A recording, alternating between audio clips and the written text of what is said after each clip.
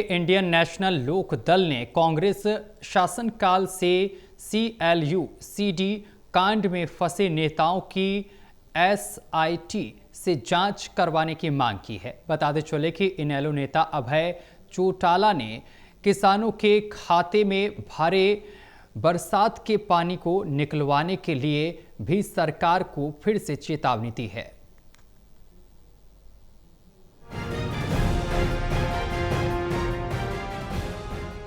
CLU CD कांड एक बार फिर से चर्चा में आ गया है। इंडियन नेशनल लोक दल ने कांग्रेस शासनकाल में सीएलयू सीडी कांड में फंसे नेताओं की एसआईटी से जांच करवाने की मांग की। इनेलो प्रमुख अभय चौटाला चंडीगढ़ में पत्रकारों से बातचीत कर रहे थे। गौरतलब है कि कांग्रेस शासनकाल में इनेलो ने यह मामला उजागर किया था।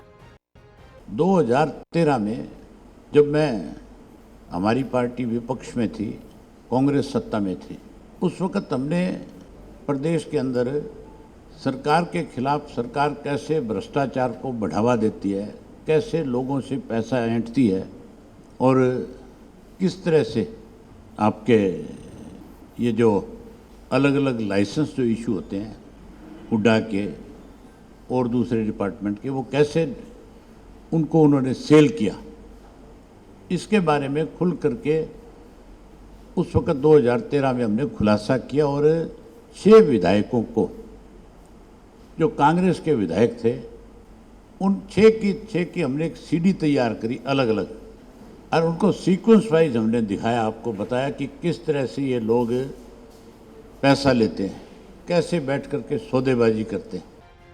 अभय चौटाला ने हरियाणा सरकार को दी हुई अपनी चेतावनी को फिर से दोहराया और कहा कि यदि सरकार ने किसानों के खेतों में भरा बरसात का पानी ना निकाला तो इनेलो जल्द ही सरकार के खिलाफ आंदोलन छेड़ेगी।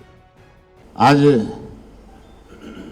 हमने भाजपा को, सरकार को, पिछले दिनों मैंने खुल करके कहा था कि या तो 15 दिन के अंदर अंदर किसान के खेत में जो पानी खड़ा है बारिश की वजह से, जो फसलें खराब हुई है, उसका तुरंत मुआवजा दे दे, और अगर मुआवजा नहीं देंगे तो फिर हम उसके खिलाफ किसानों को साथ लेकर के लड़ाई लड़ेंगे और उनके साथ जब तक न्याय नहीं होगा, जब तक मुआवजा नहीं मिलेगा, पानी नहीं निकलेगा, उनकी लड़ाई को आगे बढ़ाएंगे।